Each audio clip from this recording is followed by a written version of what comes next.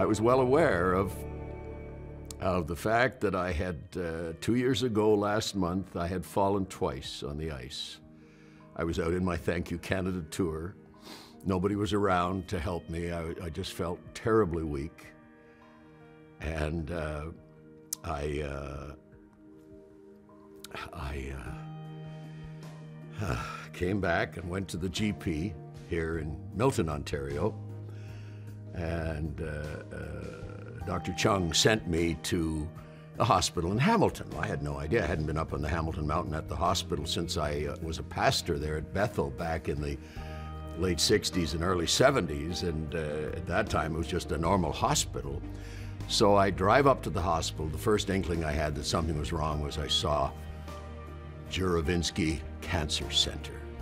First inkling I had as to what might be in store for me. So I went in, and there I was diagnosed with what I was told was terminal MDS acute leukemia. And I was given a projection of 2 years to live.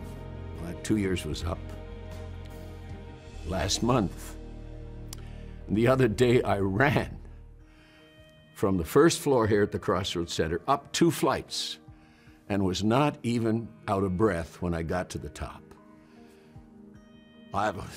The oncologist at the Juravinsky Cancer Center, an exact quote was, jaw-dropping, remarkable.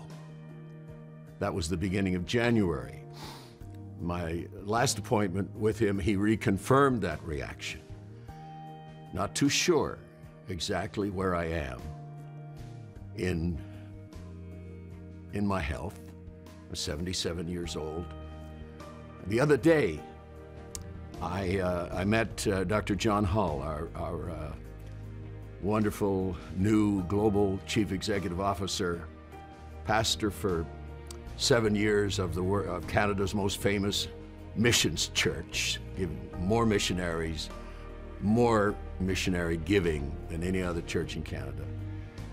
And for 7 years he was there, and then he went into a new initiative where he took on a project of training Christian leaders and built it to 176 countries and 65 languages over a 13-year period. Now he's here.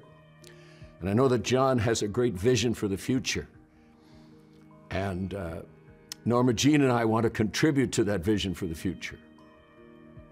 In fact, in this particular membership drive, we want to add $50 a month to our giving to Crossroads.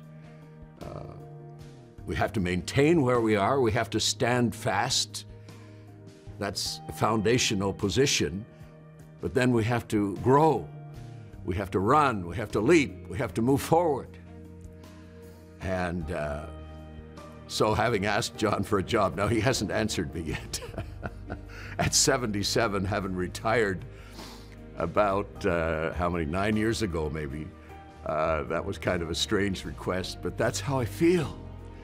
Stand fast and go forward from that starting position. It's almost like a runner in the blocks. You know, you're ready to go, you're crouched, ready to go.